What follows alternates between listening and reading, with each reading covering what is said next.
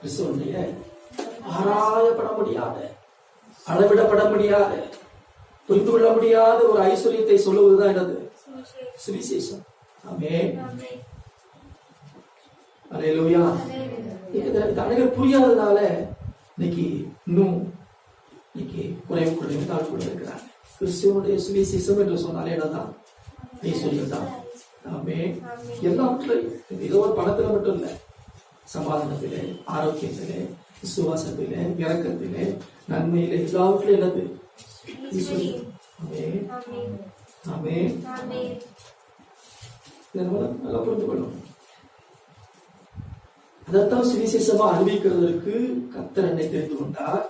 இந்த சுவிசேஷத்துக்கு தான் நான் ஊழியக்காரன். நானே இதை ஒரு மனுஷனை கற்றுக் கொடுக்கல, எனக்கு இயேசுவையே என்ன செய்யறதை வெளிப்படுத்தினார், எனக்கு வெளிப்படுத்தி இருக்கிறார். உங்களுக்கும் எனக்கும் இந்த ஒரு வெளிப்பாடா கிடைக்கும். சுவிசேஷம் அப்படின்னா அது என்னதான்? riches of Christ. கிறிஸ்துவுடைய அளவற்ற ஐஸ்வர்யம். அல்லேலூயா. எல்லாவற்றிலும் பாருங்க, அதுக்கு முன்னாடி வரைக்கும் எல்லாவற்றும் குறைவுல கிடந்தோம், தாழ்வுல கிடந்தோம். நன்மை செய்ய தெரிய நன்மை பார்க்க செய்ய நன்மை செய்ய திறன் இல்லை. ஒரு குறைவு, எல்லா சமாதானத்திலே குறைவு, ஆரோக்கியத்திலே குறைவு, எல்லாவற்றிலும் குறைவு குறைவு குறைவு. சுவிசேஷம் வந்த உடனே எல்லாவற்றையும் நம்ம எப்படி மாற்றுகிறது? நிறைவுள்ளவர்களாய் மாற்றுகிறது.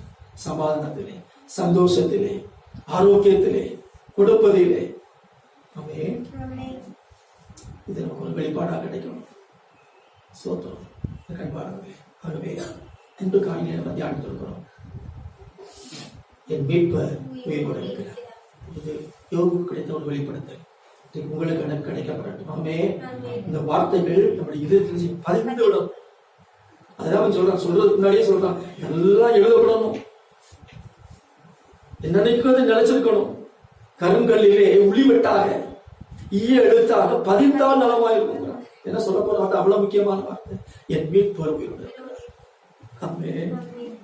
நம்முடைய இதயத்தில் பதியும், என் மீட்பர் உயிரோடு. நீங்க துன்ப நேரத்தில் சொல்லி என் மீட்பர் உயிரோடு இருக்கிறார் சொல்லி பாருங்க, சூழ்நிலைகள் மாறும். இரண்டாவது, தீமையை நன்மையாக முடிய பண்ணுகிறது. இது யோசேப்புக்கு கிடைத்த வெளிப்படுத்தல். ஆமென். ஒரு சாதாரண ஒரு காரியம், அவருக்கு ஒரு வெளிப்படுத்தலா கிடைச்சதுனாலதான் யோசேப்புக்கு நடந்து கொண்ட விதத்தெல்லாம் பாத்தீங்கன்னா ரொம்ப ஆச்சரியமா இருக்கும். நீங்களாம் அந்த இடத்துல அப்படி நடந்து கொள்ள முடியுமா அப்படிங்கிறத சிந்தித்து பார்க்கணும். தன்னை பார்க்க வந்த சகோதர இடத்துல ஏதாவது ஒண்ணு பேசியிருக்கலாம், நீங்க அப்படி பண்ணீங்களப்பா. ஆனா அவங்க அதை சொல்றாங்க, ஆனா இவங்க சொல்றாங்க தீமை நன்மையாக முடிய பண்ணிட்டார். நீங்களோ எனக்கு தீமை செய்ய யோசித்து நீங்க நினைத்தீர்கள்.